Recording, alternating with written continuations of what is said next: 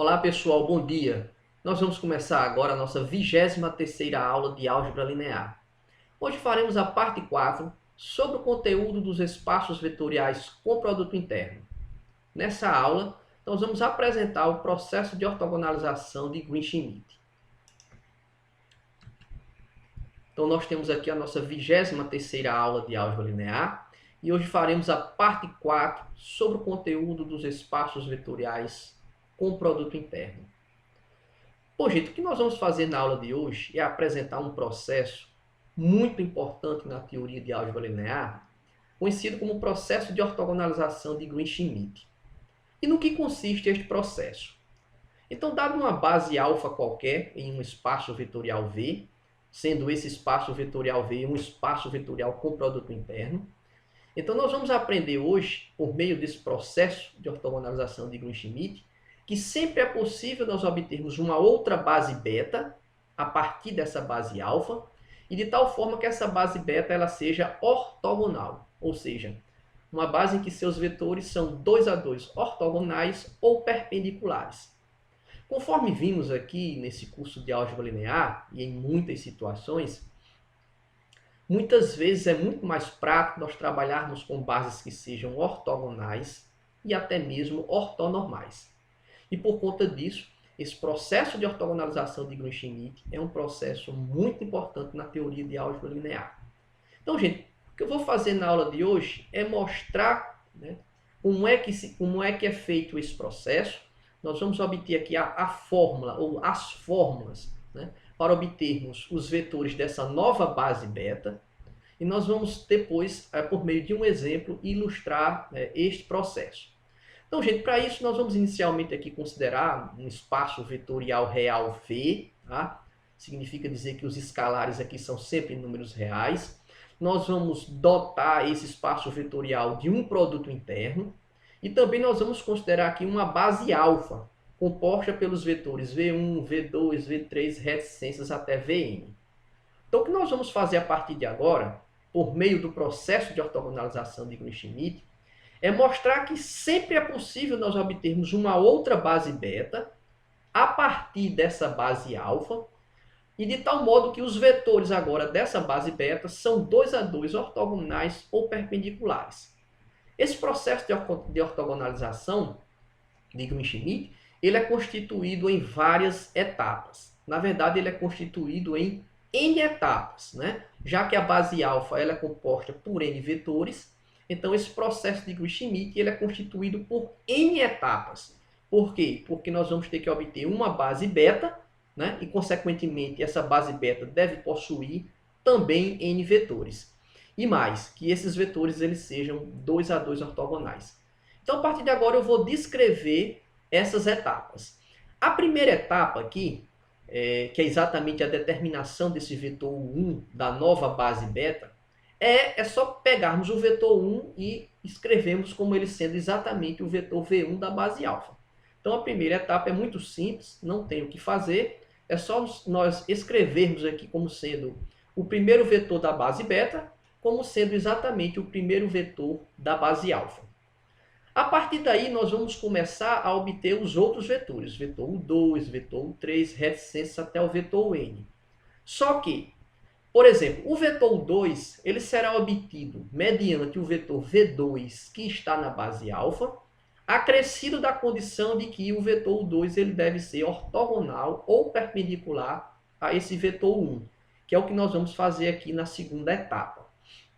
Eu estou buscando aqui, gente, para facilitar o entendimento da fórmula desse vetor 2, aqui uma representação gráfica, ok? Mas nós devemos entender que esse processo de ortogonalização de Green-Schmidt ele pode ser utilizado em qualquer espaço vetorial, não apenas os espaços vetoriais R2, R3, até o espaço Rn, tá ok? Então vamos ilustrar aqui a segunda etapa da seguinte forma.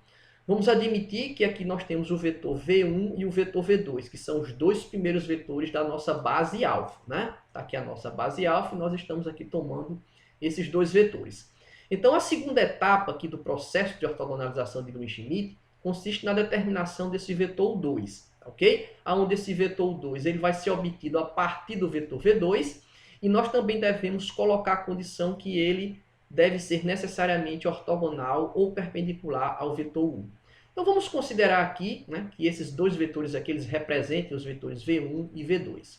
Então a primeira coisa que nós fazemos aqui, gente, é escrever o vetor 1. Conforme vimos aí na primeira etapa, o vetor 1 ele é exatamente igual, né? O vetor 1 é igual ao vetor V1, ok? E a partir daí nós vamos considerar o seguinte, nós vamos considerar que a reta suporte aqui, né, em relação ao vetor V1, né, e consequentemente ao vetor 1, e vamos passar aqui por esse ponto uma outra reta que seja perpendicular a essa reta suporte. Então, nós vamos tomar agora o vetor V2, né, e em seguida nós vamos considerar as componentes desse vetor V2 em relação a essas duas retas perpendiculares.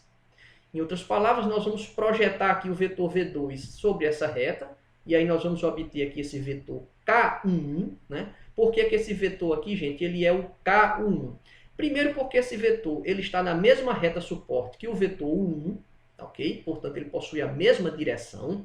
Nesse caso aqui, ele também possui o mesmo sentido, porém o módulo é diferente. Esse vetor ele é menor do que esse vetor 1. Portanto, nós devemos escrever aqui que esse vetor ele é um escalar real K que multiplica o vetor 1. Essa outra componente aqui do vetor V2, nós vamos denotar como sendo o U2, que é o vetor que nós pretendemos determinar. Tendo em vista que esse vetor U2, por estar nessa reta suporte, ele é perpendicular ao vetor 1 que está sobre essa reta suporte. Tendo em vista que essa reta suporte e essa reta suporte, elas são mutuamente perpendiculares, né, ou ortogonais. Então, gente, mediante agora esse gráfico, a gente vê que é muito fácil nós escrevermos quem é o vetor U2. Quem é esse vetor U2? Esse vetor U2 aqui, né, conforme aprendemos lá no curso de Geometria Analítica, ele vai ser a soma do vetor V2 mais esse vetor aqui. Agora, quem é esse vetor aqui? Esse vetor aqui é o vetor menos K1. Por quê? Porque esse vetor aqui ele possui o mesmo módulo que esse vetor, ele possui a mesma direção, né? Já que a reta suporte que contém esse vetor é paralela a essa reta suporte. Portanto, esse vetor aqui ele possui a mesma direção que esse vetor, porém, ele possui o sentido contrário. Por isso, nós colocamos aqui menos K que multiplica o 1. E dessa forma, esse vetor 2 ele vai ser a soma do vetor V2 mais o vetor menos K1. Dessa forma, nós vamos obter exatamente essa igualdade. Portanto, o vetor 2 ele vai ser igual ao vetor V2 menos K que multiplica o 1. Agora, gente, nós precisamos determinar quem é esse escalar K, quem é esse número real K que multiplica aqui o vetor 1, para que esse vetor 2 ele fique perfeitamente caracterizado. E é nessa hora que nós vamos impor a condição de que o produto interno de U2 por U1 deve ser igual a zero, já que esses dois vetores eles devem ser ortogonais ou perpendiculares. Então, gente, nós vamos partir aqui dessa igualdade, nós vamos considerar para o vetor 2 aqui como sendo V2 menos K1, vamos substituir aqui, né, nessa igualdade e nós vamos utilizar as propriedades de produto interno. Então está aqui, estamos partindo dessa igualdade, o produto interno de U2 por U1 sendo igual a zero. Aí nós substituímos o vetor 2 que acabamos de obter, né, a expressão dele está aqui, e o produto interno desse vetor pelo vetor 1, né, igual a zero. E a partir daqui, gente, é só a gente utilizar as propriedades envolvendo produto interno. Então aqui vai ficar o produto interno de V2 por 1, tá aqui, ok? E menos, né, o produto interno de K1 pelo vetor 1, tá aqui. Aí esse escalar K ele pode sair do produto interno, portanto a gente pode colocá-lo aqui sem problema, igual a zero, nós temos aqui igual a zero. Agora vamos lembrar aqui, o produto interno de V2 por 1, né? A gente tanto tem o vetor V2 como a gente tem o vetor 1. Vamos lembrar que o vetor 1, na primeira etapa do processo de ortogonalização de Green-Schmidt, ele é exatamente o vetor V1, né, da base alfa. Então esse produto interno aqui é um número real. Então nós temos aqui esse outro produto interno aqui também é um número real. E aqui a gente tem como explicitar o valor de K. De tal forma que K vai ser igual ao produto interno de V2 por 1 sobre o produto interno de U1 por 1. Então, gente, basta que a gente agora pegue essa expressão para cá e substitua aqui. E dessa forma o vetor 2 ele vai ficar perfeitamente caracterizado aqui por meio dessa fórmula 0.1. Então, percebam que o que nós fizemos até agora foi a segunda etapa do processo de ortogonalização de Glick-Schmidt, ou seja, nós obtivemos o segundo vetor da base beta, que é a base, né, que nós queremos obter a partir da base alfa, sendo essa base beta uma base composta por vetores 2 a 2 ortogonais. Bom, gente, a terceira etapa desse processo, né, vamos voltar aqui para a base beta, a terceira etapa do processo é nós determinarmos aqui esse vetor 3. E como é que nós vamos determinar esse vetor 3?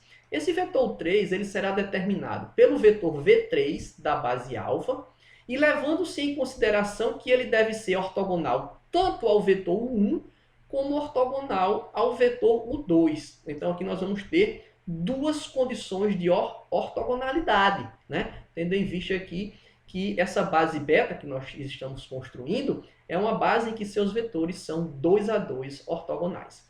Então, gente, se nós repetirmos o mesmo raciocínio adotado aqui, né, na segunda etapa, aqui nessa terceira etapa, ok? E, obviamente, nesse caso, nós devemos aí, se a gente quer uma representação geométrica para os vetores, é considerar a situação em R3. Então, se nós fizermos isso, né, e utilizarmos aí o mesmo raciocínio da etapa 2, nós vamos encontrar que o vetor 3 ele vai ser igual ao vetor V3, que a gente já conhece, menos um escalar n que multiplica o vetor 2, menos um escalar n que multiplica o vetor 1. Então, para que esse vetor 3 ele fique perfeitamente caracterizado, é necessário nós encontrarmos os números reais m e n. E como é que a gente vai determinar esses números reais? Nós vamos determinar colocando, né, as duas condições de que a primeira, o vetor 3 deve ser perpendicular ou ortogonal ao vetor 2 e de que o vetor 3 deve ser perpendicular ou ortogonal ao vetor 1. Então, colocando essas duas condições, né, e utilizando essa igualdade aqui para o vetor 3, nós vamos obter exatamente os escalares m e n, e, consequentemente, a gente vai ter que o vetor 3 ele estará completamente caracterizado. Então, vamos fazer isso. Então, vamos partir aqui, por exemplo, né, dessa condição em que o vetor 3, né, o produto interno do vetor 3 com o vetor 1 deve ser igual a zero. Vamos substituir aqui no vetor 3, né, por essa expressão aqui, tá ok? Foi o que nós fizemos aqui nesse primeiro implica, né, substituímos o 3 aqui, ó, por essa expressão, tá aqui ela, e o produto interno com o U. E a seguir, o que é que nós vamos fazer? A seguir, nós vamos utilizar novamente as propriedades de produto interno. Então, aqui nós vamos ter o produto interno de V3 por 1, está aqui, menos o produto interno de MU2 por 1, está aqui, né? Só que aqui eu já coloquei o número real M para fora do produto interno, digamos assim, menos o produto interno de NU1 por 1, né? E colocando também aqui esse número real para fora, nós ficamos aqui com N que multiplica o produto interno de 1 por 1.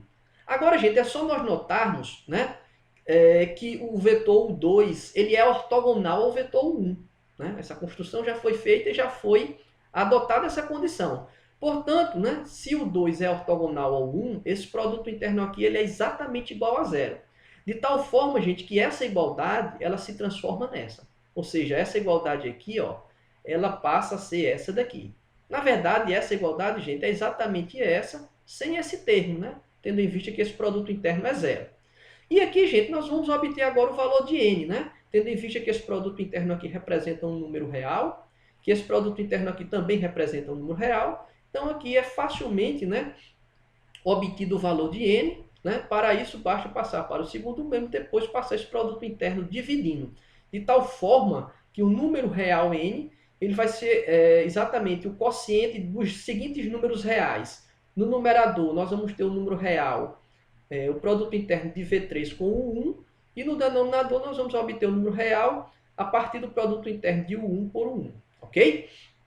Agora, gente, falta nós obtermos agora, né, o valor de n. Obtivemos aqui o valor de n. Agora vamos utilizar, né, vamos agora determinar o valor de n. E como é que a gente determina o valor de n? Utilizando agora essa segunda condição, ou seja, que o produto interno de U3 por U2 é igual a zero, tendo em vista que na construção dessa nova base beta, né, os vetores eles são 2 a 2 ortogonais. Então, partindo dessa igualdade e escrevendo para U3, né, essa expressão, tá? Nós vamos obter o seguinte. Ó. Então, está aqui a igualdade. Então, esse primeiro implica é só substituir o vetor 3 por essa expressão. Novamente, aqui nós vamos utilizar as propriedades de produto interno. Portanto, nós vamos obter essa igualdade aqui. E agora nós vamos entender o seguinte, ó, que esse produto interno ele é igual a zero. Por quê? Porque, novamente, né, os vetores o 2 e o 1 são ortogonais. Então, utilizando essa condição, então esse termo aqui ele fica igual a zero e essa igualdade aqui ela passa a ser essa igualdade. Né? E daqui facilmente a gente determina o valor de m. Então, o valor de m vai ser o seguinte número real. Né? É um quociente, onde no numerador nós vamos ter o número real obtido a partir do produto interno de V3 com o 2, e no denominador o número real obtido a partir do produto interno de U2 com o 2. Então, gente, se nós substituirmos aqui esse valor para n, né, e esse valor para m, tá, nessa expressão aqui, nessa igualdade, né, o valor para m e o valor para n aqui, então o vetor 3 ele passa a ser escrito por meio dessa fórmula 0.2. Tá? Então, esse vetor 3, que é o terceiro vetor da base beta, tá, ele tem a seguinte característica importante. Ele também é ortogonal tanto aos vetores U1 como, né, ao vetor 1 como ao vetor U2, tá, ok? Então percebam que nesse processo de ortogonalização, os vetores que nós estamos colocando aqui, né, acrescentando a essa base beta, eles sempre são mutuamente perpendiculares. Então já passamos pela terceira etapa. Então, gente, se nós repetirmos essas etapas, né, e aí eu já vou pular aqui para a última etapa, que seria a enésima etapa, ok? Então, a gente vai obter essa fórmula 0.3. Como é que nós fazemos para obter essa fórmula 0.3? Essa fórmula 0.3, gente, ela pode ser obtida utilizando o que nós chamamos de princípio de indução finita, né? Que é uma ferramenta matemática muito poderosa quando a gente quer provar determinadas formas que são obtidas, né, por recorrência, tá, ok? Obviamente que para obtermos aqui essa fórmula 0.3, nós devemos considerar, né, que esse vetor, o n aqui, ele deve ser ortogonal, né, a qualquer outro vetor da base beta, tá, ok? E esse vetor n aqui, gente, vamos notar, ó, que ele é obtido a partir, ó, do enésimo vetor da base alfa, tá, ok? De certa forma, tá, essa fórmula 0.3, ela é uma fórmula que ela representa exatamente todas as etapas. Tá? Então, se nós fizermos aqui n igual a 2, nós vamos, dessa fórmula 0.3, obter exatamente a fórmula aqui, 0.1, desse nosso material, que é essa fórmula aqui. Se nós fizermos aqui nessa fórmula 0.3, n igual a 3, nós vamos obter exatamente essa fórmula aqui, 0.2. De tal forma que essa fórmula 0.3, ela estabelece uma maneira de nós encontrarmos cada vetor da nova base beta a partir do vetor 2. Vamos lembrar que o primeiro vetor da base beta, gente, ele é exatamente o primeiro vetor da base alfa, né? É o que fizemos exatamente no primeiro processo, aqui, na primeira etapa desse processo de ortogonalização de Green-Schmidt, tá, ok? Uma observação aqui, gente, interessante, que é a seguinte, olha. Em virtude desse processo de ortogonalização de Green-Schmidt, nós não apenas obtemos uma base ortogonal, tá? Nós podemos obter facilmente uma base ortonormal. Porque notemos que o processo de ortogonalização de Green-Schmidt, ele ortogonaliza uma base qualquer dada, ok? Mas uma vez nós tendo uma base ortogonal, tornar essa base ortonormal é muito simples. Basta que a gente normalize cada vetor dessa base, tá, ok? Então, na verdade, esse processo de ortogonalização de Green-Schmidt, ele é muito importante porque, dado uma base qualquer, em um espaço vetorial, né, com produto interno, sempre é possível, a partir dessa base, nós obtermos, na verdade, uma base ortonormal. E para nós ilustrarmos, pessoal, na prática, né, como é que funciona esse processo de ortogonalização, e na verdade aqui nós vamos obter, né, uma base ortonormal, eu estou trazendo aqui esse exemplo aqui que eu estou caracterizando como exemplo 4, tá, ok? Mas ele é o nosso primeiro exemplo aqui na aula. Então vamos lá. Nesse exemplo aqui nós temos o seguinte, ó, nós vamos considerar aqui o espaço vetorial V como sendo R3, tá? E nós vamos dotar o R3 do produto interno canônico. Então, gente, eu estou colocando V como sendo R3 apenas para ilustrar, né, como um primeiro exemplo nessa aula, o processo de Green-Schmidt, ok? Mas conforme foi dito no início da aula, esse processo ele pode ser utilizado em qualquer espaço vetorial, ok? Então aqui nós vamos considerar V como sendo R3, nós vamos dotar o R3 aqui, né, do produto interno canônico.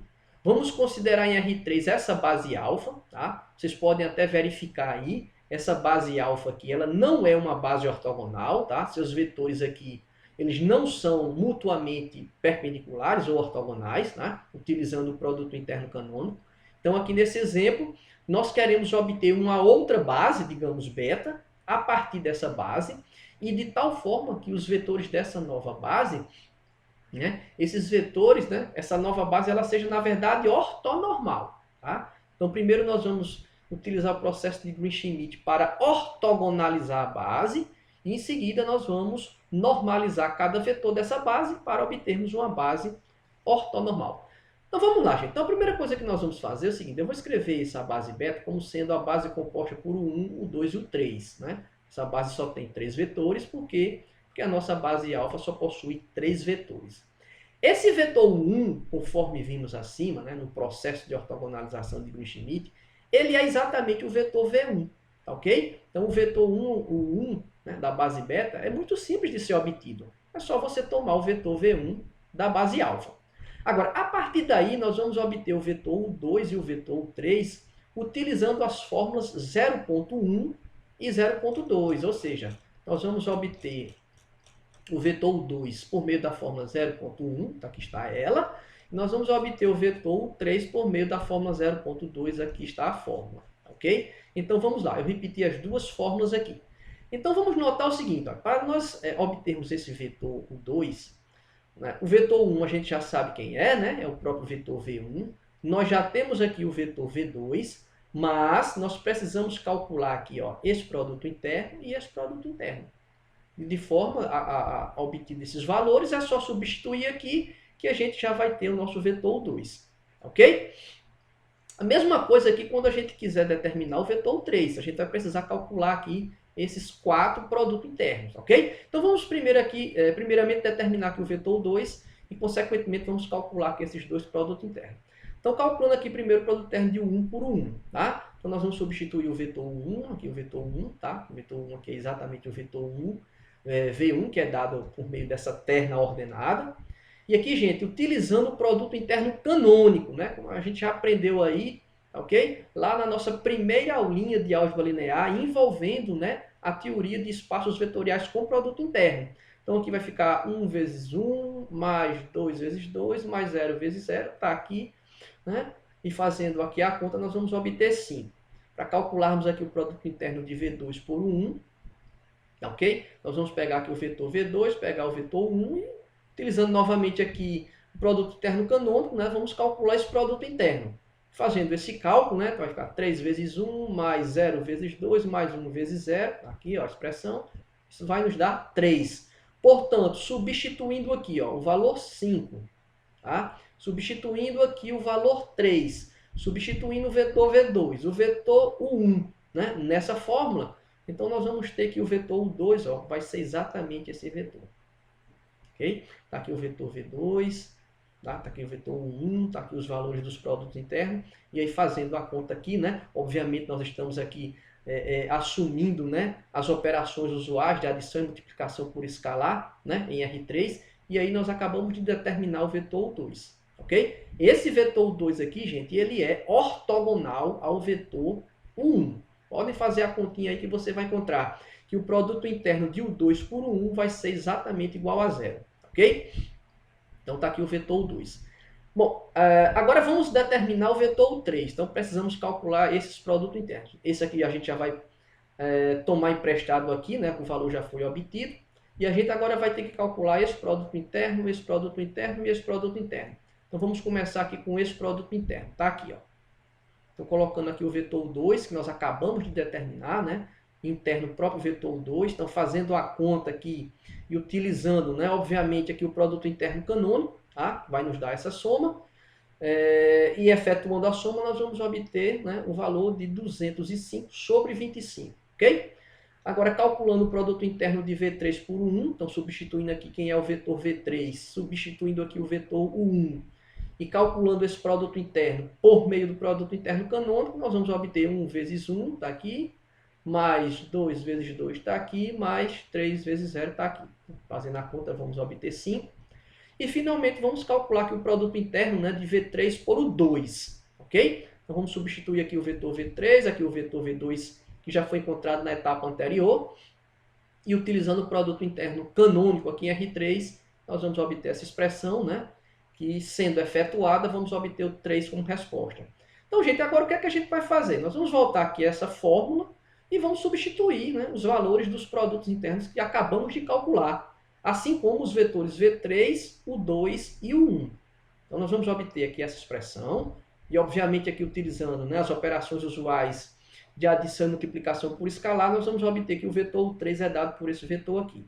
Tá? Aqui o vetor 3. De tal forma, gente, que a nossa base beta, ela é composta por esses vetores. Esses vetores, gente, eles são 2 a 2 ortogonais. Tá? Eu não fiz essa conta aqui, mas eu recomendo que vocês façam. Calcule o produto interno desse vetor por esse, mostre que é 0, obviamente utilizando o produto interno canônico. Calcule o produto interno desse vetor por esse aqui, também mostre que é 0. E o produto interno desse vetor por esse mostre que é 0. E dessa forma, né, essa base beta, que foi obtida a partir da base alfa, né, dessa base alfa aqui, tá? A partir dessa base alfa, ela é também uma base de R3, que aqui é o nosso espaço vetorial, só que essa base agora ela é uma base ortogonal, tá bom? Mas o problema aqui pede que a gente determine uma base ortonormal. Então, o que nós fizemos até aqui foi utilizar o processo de ortogonalização de Green-Schmidt. Agora, para obtermos uma base ortonormal, gente, é só nós normalizarmos cada um desses vetores, né? Você pode fazer uma continha rápida aí e vai verificar que esses vetores eles não são unitários, eles não estão normalizados. Então, para nós tornarmos essa base ortogonal numa base ortonormal, basta que a gente agora normalize cada vetor desse, né? E a gente já viu isso aqui nesse nosso curso. Então, por exemplo, nós agora vamos atrás de uma base gama, composta por W1, W2, W3, sendo que essa base gama é uma base ortonormal, ou seja, os vetores W1, W2 e W3 são 2 a 2 ortogonais e cada um deles são unitários. Então, por exemplo, vamos obter esse vetor W1 aqui. Então, conforme já vimos aqui, né, até na nossa primeira aulinha, né, de álgebra linear em relação ao conteúdo dos espaços vetoriais com produto interno. Então, se a gente quer normalizar esse vetor aqui, o que é que a gente faz? A gente multiplica ele pelo número real, ou pelo escalar, 1 sobre norma dele. Né? A gente também sabe calcular a norma desse vetor. A norma desse vetor aqui vai ser exatamente raiz de 5. Portanto, 1 sobre raiz quadrada de 5 vezes o vetor 1 vai nos dar esse vetor. E esse vetor, agora sim, ele é um vetor unitário. A mesma coisa a gente vai fazer para obter esse vetor W2 aqui, ó. Nós vamos multiplicar aqui o vetor, né, o 2 por quem? Pelo número real 1 sobre norma de U2. 1 sobre norma de U2 é exatamente, né, igual a 5 sobre raiz quadrada de 205. E ao multiplicar esse número real aqui pelo vetor U2, nós vamos obter aqui esse vetor aqui, né, em R3. Né? Obviamente que aqui, gente, a gente está utilizando, né, aqui a operação usual de multiplicação por escalar em R3. E aí a gente obtém esse vetor aqui. E esse vetor agora em R3, né, ele também é um vetor unitário, ok? Finalmente, esse vetor W3 aqui, gente, nós vamos pegar aqui o vetor U3, tá? E nós vamos multiplicar esse vetor por 1 sobre a norma de U3. 1 sobre a norma de U3 é esse número real aqui. 41 sobre 18, que multiplica a raiz quadrada de 41. E ao multiplicarmos aqui, né, esse número real pelo vetor U3, obviamente, né, utilizando aqui a operação usual de multiplicação por escalar, nós vamos obter aqui esse vetor. Então, gente, esses três vetores, W1, W2, W3, eles são unitários, tá? Eu não fiz essa conta aqui, mas você pode fazer aí, essa conta é uma conta bem fácil de ser feita, você consegue mostrar facilmente que cada um desses vetores, eles são unitários. E mais, né, que esses vetores, eles são também ortogonais. Então, gente, essa base gama que nós acabamos de obter aqui, composta por esses vetores, ó, esse vetor aqui é exatamente esse vetor aqui é exatamente esse vetor, e esse vetor aqui é exatamente esse vetor. Então, essa base gama aqui, gente, ela é uma base ortonormal, ou seja, seus vetores são 2 a 2 ortogonais ou perpendiculares, e cada um desses vetores são unitários, ou seja, a norma de cada um deles é igual a 1. E essa base aqui, gente, ela foi obtida, né, dessa base alfa que foi dada inicialmente no problema. Ok? Então, por meio desse exemplo aqui, né, onde nós trabalhamos com um espaço vetorial R3 e uma base alfa qualquer, nós mostramos que é sempre possível obtermos uma outra base, e aqui, na verdade, uma base, né, ortonormal, partindo dessa base alfa dada. O que nós fizemos aqui para o espaço vetorial R3, gente, eu gostaria de reforçar mais uma vez, esse processo pode ser feito para qualquer espaço vetorial, qualquer, desde que esse espaço vetorial nele esteja definido um produto interno, ok? Exatamente as fórmulas que vocês deverão utilizar são as fórmulas que foram apresentadas aqui, né, nessa nossa aula de hoje. É repetir o processo de ortogonalização de Green-Schmidt. Ok, gente? Então aqui eu encerro essa nossa aula. No mais, um grande abraço a todos e até a nossa próxima aula.